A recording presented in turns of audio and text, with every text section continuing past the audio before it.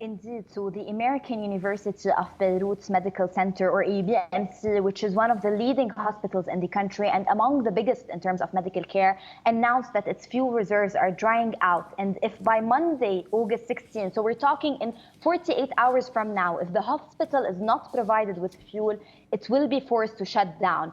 And if it were to shut down, we're talking about 40 adult patients and 15 kids who use respirators will die immediately. 180 people will die because they won't be able to perform dialysis. And we're also talking about hundreds of cancer patients who will no longer have access to treatment if no fuel is provided.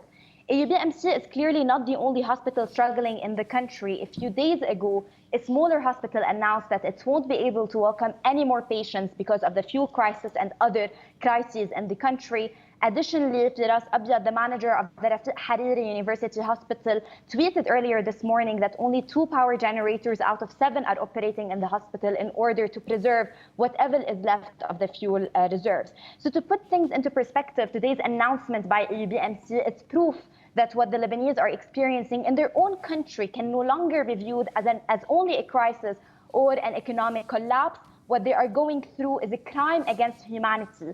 Some people on social media have actually went beyond this word and as far as describing the crisis as a genocide or a slow but certain death for an entire population. Now, just following on from those words, how has the government allowed the situation to get this bad then?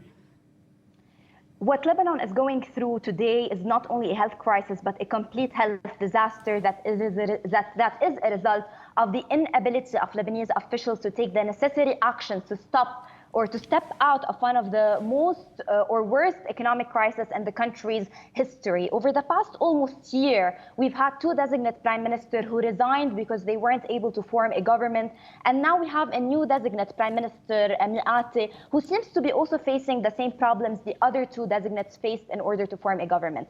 And these problems can be summed up into 2. So one is a local problem, and it's mostly related to the insisting of President Aoun on a blocking third. He wants to name or have the last say in naming the Christian ministers, and he also wants both the Ministry of Justice and the Ministry of Interior to be given to a minister who belongs to his political line. This has previously led to disagreements between him and the previous designate, and it seems to also be leading to disagreements between him and Mi'ati.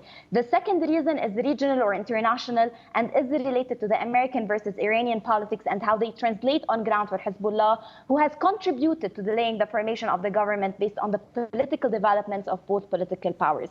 So like most Lebanese people in their announcement, AUBMC considered the government and Lebanese officials who have contributed to delaying the government formation the sole responsible party for what they referred to as an unfolding humanitarian catastrophe, adding that the government will be responsible for any death that might occur to patients due to the hospital's inability to support and provide medical care to its patients.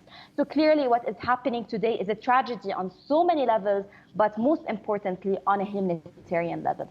Okay, Sally Farhad, thank you very much for that. Sally Farhad there reporting to us from Beirut.